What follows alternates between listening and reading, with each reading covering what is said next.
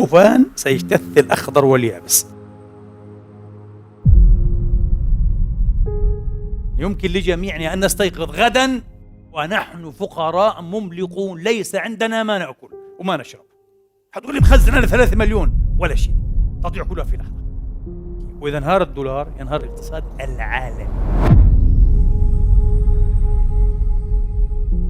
العجيب أيها الإخوة أننا الآن كما قلت لكم على أعتاب ربما كارثة. يقول المختصون، لا أتحدث عن محللي أخبار ولا عن صحفيين درجة ثالثة، لا، المختصون أيها الإخوة بالذات من رجال الاقتصاد ثم بعض الساسة، ربما لم تشهدها البشرية في طول تاريخها. عجيب، نحن أمام كارثة لم تشهدها البشرية طوال تاريخها. ما الحكاية؟ كيف؟ لماذا؟ ما الذي يجري؟ ما الذي يجري وما الذي سيجري؟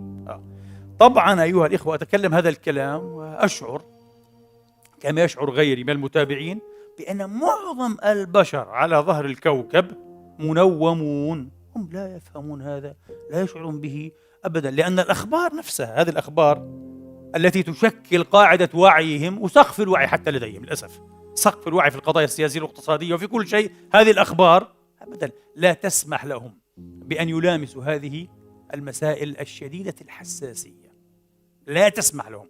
ولذلك أيها الإخوة قبل أكثر من 3-4 قرن تقريبا كتب الاقتصاد الكبير، ويصح أن نسميه فيلسوف حتى الاقتصاد، جون ماينارد كينز، صاحب الكنزية الطريقة المشهورة في الاقتصاد، المنهج الشهير جدا، كتب: ولذلك يمكن للحكومة، ويقصد الحكومة الأمريكية، أن تقوم بسرقة ثروات الشعب بسرية بالغة دون أن يشعروا، وبحيث لا يمكن إلا ربما ل1 في المليون أن يفهم ما يجري. تسرق مستقبلك، عرقك، جهودك، مستقبل أبنائك وبناتك دون أن تشعر أنت. بدك تكون 1 في المليون عشان تفهم. 1 في المليون، يعني في أمريكا كلها حوالي 400 فقط فاهمين. كارثة رهيبة. هذا إنجاز أن يستمر في عهد جون ماينارد كينز لا يسوق، فضيحة أن يستمر في عهد النت، السوشيال ميديا واليوتيوب وتويتر والفيسبوك. لماذا؟ هذه وسائل خطيرة جدا جدا، وهذه من رحمة الله تبارك وتعالى، تسمح بأن تتعمم الحقيقة بسرعة البرق.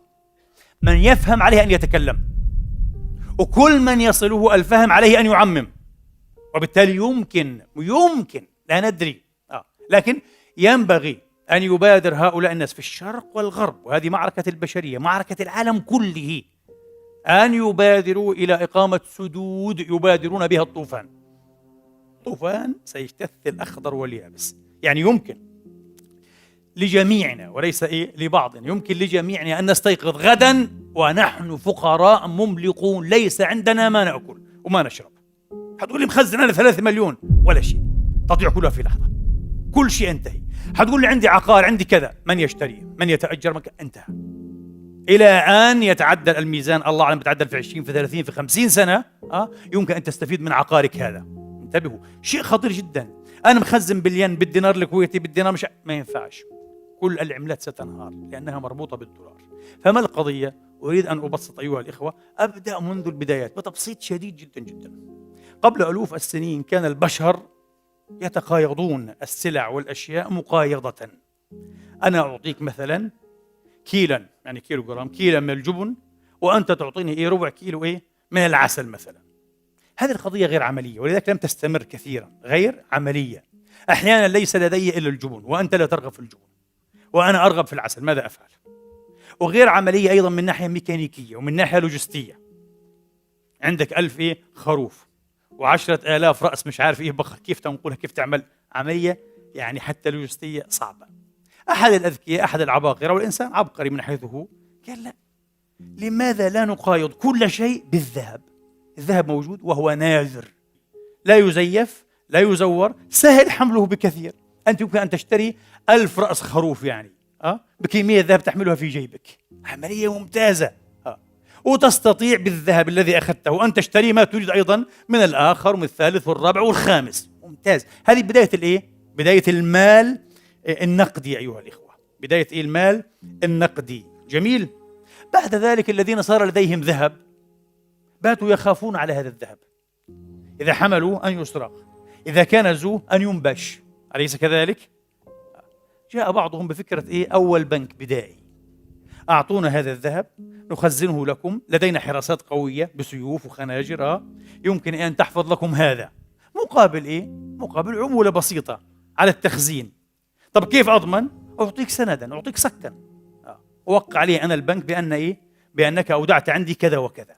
هذا الصك مهم جدا جدا. هذا الصك سيستحيل بعد قليل أيها الإخوة إلى العملة الورقية، البنك نوت، لأنه هذا الصك ماذا هو سند بالإيداع، سند بأنك أودعت لدي كذا وكذا من الذهب، تستطيع بهذا السند أن تسترجع الذهب. نفس الشيء، توسعت الفكرة، صار لدينا ماذا؟ العملة الورقية التي تساوي ماذا؟ تساوي ذهبا. في الحقيقة هذه هي، بدل أن تحمل الذهب أنت تحمل هذه العملة الورقية المغطاة كما يقال، covered by، مغطاة بالذهب. طبعا بقي الأمر على هذا شيء طيب وعملي جدا، ولم يحدث مشكلات حقيقية.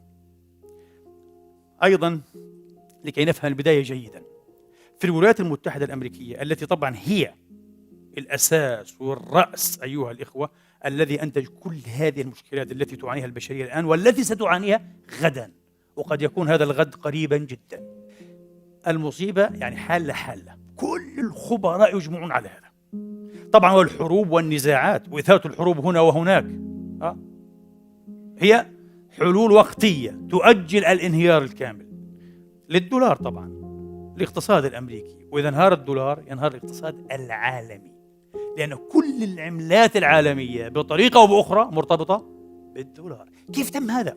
كيف تم استغفال الحكومات؟ طيب يتم استغفال الشعوب من أمثالنا مفهوم، احنا مش فاهمين شيء في الاقتصاد، وعلم ليس علما عبقريا، عملية ليست معقدة، لكن طبعا كما قال ماينر كينز نفسه، قال التعقيد متعمد، purposely complex، قال هو تعقيد مقصود، purposely مهدوف إليه، أريد أن يبدو الأمر معقدا حتى ترتعب أنت ولا تقترب، ولا تحاول أن تفكر، ولا تحاول أن تفهم، وبتفكر إنه هذه طبيعة الأمور ولازم تستمر هيك. ما بتستمرش.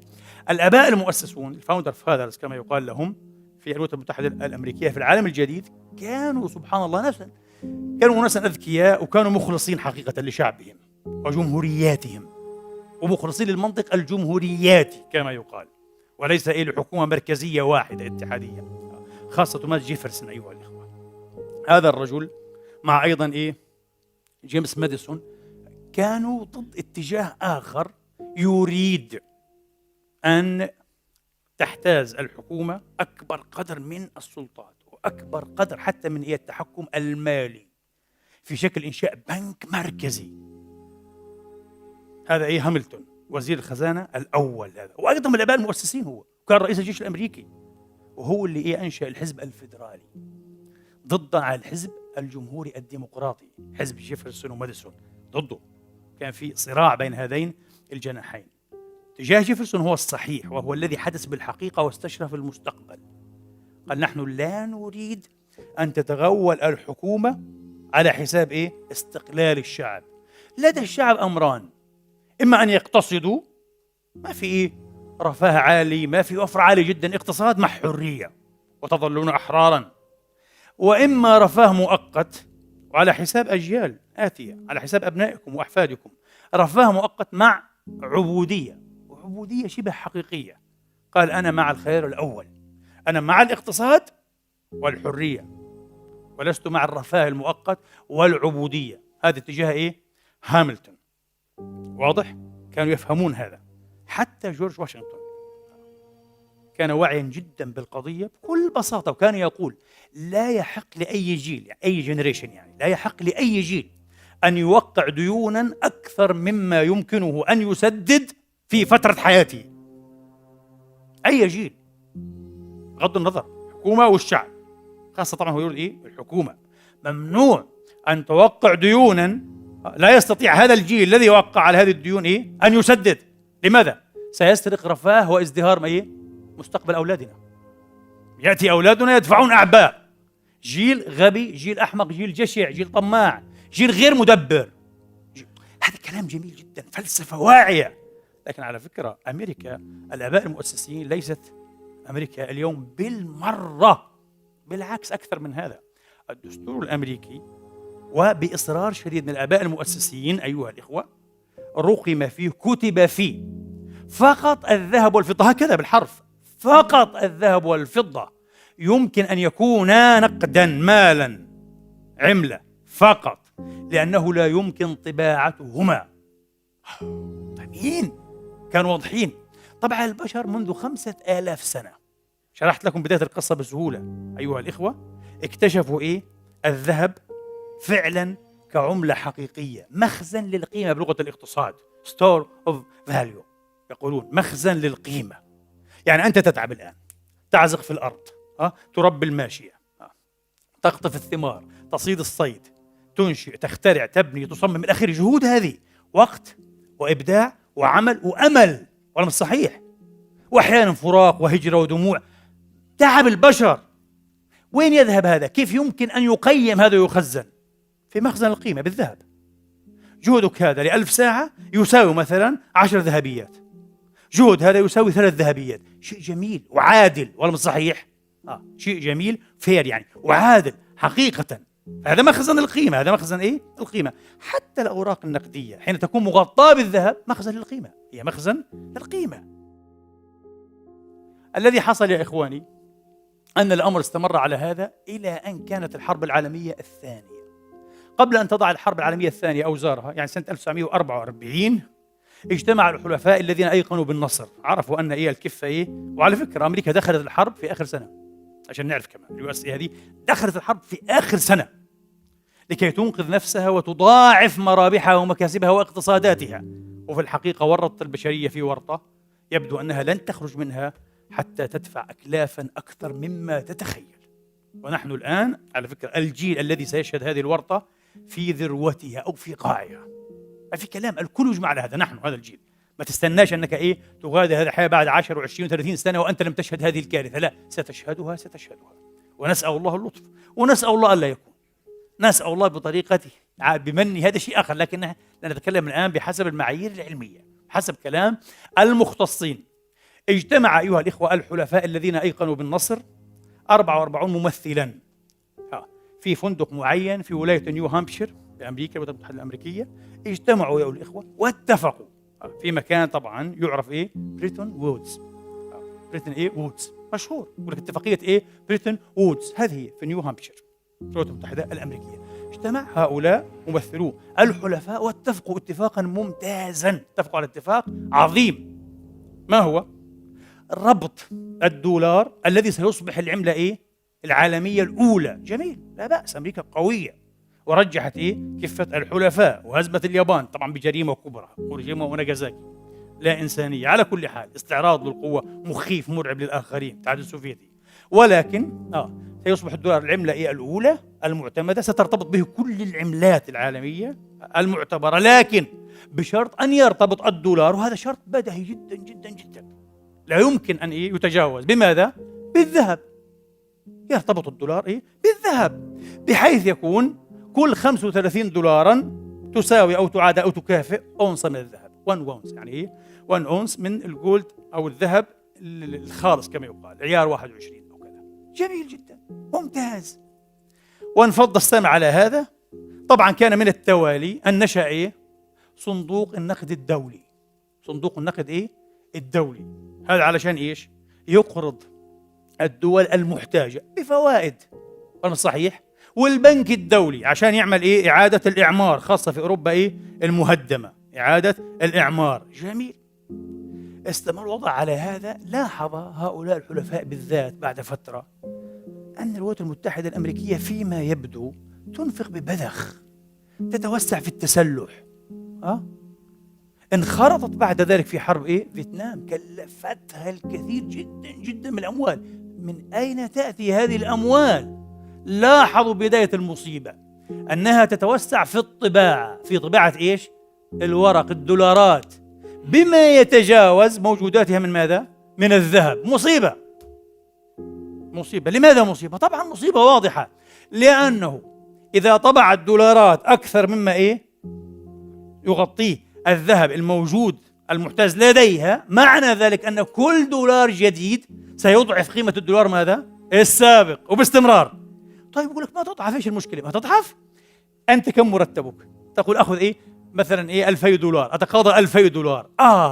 هذان ال2000 بعد 3 سنين ستصبح قوتهما الشرائية purchasing يعني باور، تصبح القوة الشرائية عن 1300 دولار، خسرت 700 أنت.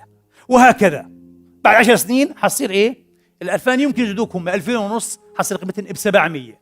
نحن نعيش هذا على فكرة، حتى هنا في أوروبا نفس الشيء، نفس الوضع، بس هناك طبعا التأسيس للكارثة العالمية الكبرى. العالم كله يعيش هذا التضخم، الانفليشن. حنشوف ايش سر الانفليشن وايش التعريف الدقيق للانفليشن. حتلاقي تعريفات كثيرة وبحاولوا يعقدوها. التعريف البسيط للانفليشن هو هذا يا اخواني: زيادة الامدادات بالورق النقدي هذا. وعلى فكرة الآن غدا الدولار ليس مالا، انتبهوا. قبل سنوات حين كان ملتزما بالاتفاقية، حين كان مغطى بالذهب، كان ورق الدولار ماذا؟ كان مالا، ماني حقيقي هذا، بدليل أنك كنت تستطيع أن تأخذ ورقة الدولار هذه من أي فئة شئت وتذهب إلى البنك وتستعيض بماذا؟ بالذهب. بدي ذهب، قيمة هذا كل 35 دولار بساوي أونصة ذهب، ولا مش صحيح؟ أنا عندي 350، 10 أونصات أعطوني 286 جرام ذهب، يعطوك عادي، لازم. هي معناها هذا الفرق إذن بين المال، بين الماني، وبين ماذا؟ ما صار يدعى بالأوراق المالية، فيات كرنسي، كرنسيز. ورق، هذا ورق فقط مجرد ورق، عنده هيبة هيك من غير حقيقة، وأرقام عاد، كل ورقة مرقم يعني مش أي واحد يطبعها، إحنا اللي بنطبع. ومن اللي بيستفيد من هذا؟ وكيف تتم سرقة جهودنا إذن؟ ولا مش صحيح؟ أنا اشتغلت ب2000 دولار، المفروض 2000 دولار بتساوي إيش؟ مثلا 300 ساعة شغل. ليش الحين صارت قيمتها كأنها عن 400 ساعة؟ يعني شغل صار قيمته أقل. طب ما هو شغل. في الحقيقة عملك، جهدك، إنتاجك لا تقل قيمته. قيمة الأشياء في حد ذاتها لا تزيد، قيمة الورق هذا هي التي تنقص. هذا الذي يحصل. هتقول لي هيك فهمت أنا صح، أنا جهدي، أنا عملت 300 ساعة شغل، نفس 300 ساعة قبل 10 سنين كنت باخذ عليهم كذا، ولا مش صحيح؟ وقوة شرائية معينة كان يوفرها لي هذا النقد. الآن لا يوفر لي نصف هذه القوة. ما الذي يحصل؟ طب ما العمل هو نفس العمل. قال لك لا، العيب مش فيك، العيب ليس في المنتجات ولا في الخدمات ولا في الإبداع ولا في الجهد ولا في العرق، العيب في هذا الورق الذي صارت قيمته تنقص. لماذا تنقص؟ لأنه فك ارتباطه بالذهب. هتقول لي هذه أكبر خديعة، أكبر سرقة. بالضبط، هذه سرقة. سوف ترون بعد قليل كيف صارت هذه السرقة مقننة، يعني كما نقول نحن مشرعنة، legalized، يعني theft، سرقة مشرعنة مقننة بالقانون، بقوة القانون اللي هو أصبح لعب أيضا، خدوعة. كيف تم هذا؟ طبعا الحلفاء هذه دول وقادات، فرنسا وألمانيا وبريطانيا، فهموا، عفوا ليس بريطانيا، ألمانيا لم تكن حلفاء، محتلة، فهموا أنه في لعبة معينة خاصة فرنسا. قالوا لا، ما الذي يحصل؟ فقام الزعيم الجنرال شارل دي غول وهاجم الدولار، قال في سرقة، في خديعة، ديسبشن كبير يتم علينا، لا يجوز. فرنسا بدأت تستعيض عن احتياطها من الدولار بماذا؟ بالذهب. هاتوا ذهب. طبعا ارتفعت حمى الذهب، زاد الطلب على الذهب أضعافا، زاد الطلب على الذهب أضعافا. طبعا عارفين إنه في محاولة اغتيال الجنرال دي غول كانت. بعد ذلك أثبتت الوثائق أن الولايات المتحدة الأمريكية CIA كانت ضالعة في المؤامرة لاغتيال الرجل. أراد أن يكشف لعبة عالمية، حتدمروا العالم أنتم، إيش اللي بصير؟ اغتيال لزعيم فرنسا ومحرر فرنسا. طبعا فشلت العملية. في 68 أيها الإخوة عمت مظاهرات عارمة صاخبة فرنسا، أنحاء فرنسا، ثورة الطلاب، الثورة الثقافية. لحد الآن في علامات استفهام عن دخالة USA في هذه الثورات الطلابية. طبعا اضطر دي غول أن يقدم استقالته، خسر الرجل منصبه محرر فرنسا عشان يتعلم كيف يعترض على على الكبار جدا جدا. لا تضع رأسك برأسنا، لست من مقامنا، احنا بنعرف كيف نقدم الخارجين من بيت الطاعة. شيء غريب. كويس. طبعا زادت كما قلنا الطلب على الذهب. اختلف السعر الآن. كيف اختلف؟ طبعا لأنه الدولار الآن كشف، صار كل 40 دولار أيها الإخوة بأونصة الذهب، مش 35، 5 فقط راح. اتفقت أمريكا مع بعض حلفائها وخاصة مع بريطانيا للأسف الشديد، اتفقوا على إنشاء ما يعرف بمجمع أو بول، يعني مجمع الذهب، سموه مجمع ذهب لندن جولد بول. ليش؟ هذا المجمع وظيفته سنة 1961 وظيفته تثبيت سعر الأونصة ب 35 دولار. عشان استبقاء ثقة الناس بالدولار. بالعكس، كل 35 بتساوي أونصة. لا لا لا لا، احنا لا نلعب عليكم. اشتغل هذا، نجح قليلا، وبعد ذلك انتهى كل شيء. الناس فهمت برضو اللعبة للأسف الشديد. 1971 وتورط كما قلنا أمريكا حتى الثمالة في فيتنام، وكلفها هذا مليارات المليارات، خسائر فادحة جدا، ولا بد من الطباعة طبعا المستمرة. خرج الرئيس الأمريكي الراحل الأسبق نيكسون على العالم في التلفزيون وأعلن رسميا كرئيس الولايات المتحدة الأمريكية عن فك ارتباط الدولار بالذهب مؤقتا. إلى اليوم هذا الأمر جاري، ما كانش مؤقت، غير صحيح. أراد أن يهدئ فقط الشعوب والدول، إنه هذا فك مؤقت لاعتبارات معينة. فرنسا راحت تطلب أيضا أعطونا ذهب بدل احتفظوا بالدولار. ما فيش ذهب، أمر الرئيس ده ما في، خلاص يبقى عنده الدولار هذا فقد نصف قيمته، مثلا ربع القيمة. هو هذا بلطجة غريبة. حدوا طيب، ما دام كشفت العملية خلاص العالم كله بعد ذلك سيفك ارتباط عملاته بماذا؟ بالدولار. وتبقى أمريكا بعد ذلك تنكش شوكها بنفسها، تقلع شوكها بيديها حتى تنهار للأسف في عقول جهنمية رهيبة. تسمعوا جماعة يعني بيلدبيرغ أو بيلدربيرغ، هذولا اللي اجتمعوا في السويد، هذولا كبار الساسة والاقتصاديين في الغرب وخاصة من أمريكا. أول اجتماع كانوا تقريبا يعني أكثر من 70 رجلا، الآن بيجتمعوا عموما 150. اجتماعات شديدة السرية. كان في نفس واحد أعتقد 2012 سالزبورغ، اجتماعات شديدة السرية. أول اجتماع لهم حوالي 50 واحد منهم بيجتمعوا 3 أيام في السنة فقط.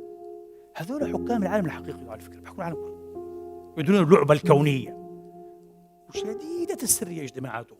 اتفقوا على ماذا؟ على خطوات عجيبة لم تكن مفهومة في البداية. هذا ما تسرب. اتفقوا على وجوب رفع سعر النفط، على وجوب رفع سعر النفط. في 73 نشبت حرب رمضان المجيد، أكتوبر أقول لك، ولا مش صحيح؟ بين مصر وإسرائيل، طبعا مصر وسوريا وإسرائيل. جميل جدا. قاطع العرب الغرب بإمدادات النفط، ما فيش إمدادات نفط، أزمة كبيرة وشعوبنا مصيبة. السولوشن أو الحل موجود، الجماعة حطاه. بعد ذلك يأتي الرئيس يتفق مع ملك السعودية الراحل فيصل رحمه الله، ومع أيضا رؤساء وزعماء وقادة بقية دول أوبك على على أنه لابد أن تقبلوا فقط بالدولار عملة للبترول المصدر. لا يباع البترول إلا بالدولار. مقابل نحرس لكم هذا البترول، الذهب الأسود. عندنا قوات، نعمل قواعد، نعمل كذا، ولا واحد بيقدر يهددكم. إحنا بنحرس، وإحنا رفعنا السعر كمان، ولا مش صحيح؟ سعر البترول هيو مرتفع، رفعوه 4 أضعاف ما كان سابقا. طبعا أسعار بعد ذلك أصبحت أكثر بكثير، لكن هذا كان أضعاف ما كان سابقا. للأسف وافق هؤلاء أكبر حيلة ذكية وشريرة في التاريخ العالمي. ما الذي حصل الآن؟ كل الدول الأخرى بدها بترول، دولار. رغما عنها الآن تعيد ارتباط عملتها ماذا؟ بالدولار، اللي هو مجرد كرنسي، معظمه كرنسي. في 71 على فكرة كانت موجودات الذهب في أمريكا خمس، أيها الإخوة، خمس الدولار المعروض للتداول. الله أكبر، شيء مش معقول، خمس. فالآن أنت مضطر أن تشتري الدولار، وتدفع ثمن الدولار. تعب أولادك، تعب الشعب، المواطنين، تدفعوا لأمريكا، بتعطيك ورق. هذه قصة البترو دولار. يقول لك البترو دولار، هذه القصة اللعينة. اللي بنعاني منها لليوم. وبعد هيك حتقول لي في ناس تمردوا. يعني صدام في الألفين انتوا عارفين طب بعد الحصار الرهيب هذا من 91 قال لك خلاص انا حبيع النفط تبعي باليورو. ظهرت عملة اليورو. احد بيع باليورو؟ اهلا وسهلا. 2003 تسقط العراق. هذا السبب الحقيقي. أسلحة الدمار كله كلام فارغ، كله لعب، هذا ضحك على الناس. هذا السبب الحقيقي، لا غير مسموح. لأنه اليوم صدام، بكرة إيران، بعد السعودية، بتنتهي أمريكا برضو. لا ممنوع إلا بالدولار. لعبة البترو دولار. إيران قصته هذه. إيران تريد كانت وحصلت على موافقة مبدئية من بعض الأطراف أن تبيع نفطها بماذا؟ بغير الدولار. قصة كبيرة. هذا النزاع الحقيقي. وموضوع النووي السلمي هذا كله شيء ظاهري. هذا النزاع الحقيقي هو هذا الدولار، قوة الدولار، استبقاء هيمنة واستعباد الدولار للعالم وحكومات وشعوب وأتعاب البشر. شيء مقلق ومحير وعجيب. الآن للأسف الوقت بدأ يتضيق في الجزء الأكثر عبثية وسريالية. ولولا أن مسؤولين أيها الإخوة، حكوميين سابقين، وفي مؤسسات اقتصادية كبرى أيها الإخوة، ولولا أنه في خبراء اقتصاديين عالميين أكدوا هذا، ما صدقت. لكن هذه الحقيقة، هذه الحقيقة، وهو أكبر صدمة أيها الإخوة ستسمعونها. ما هي؟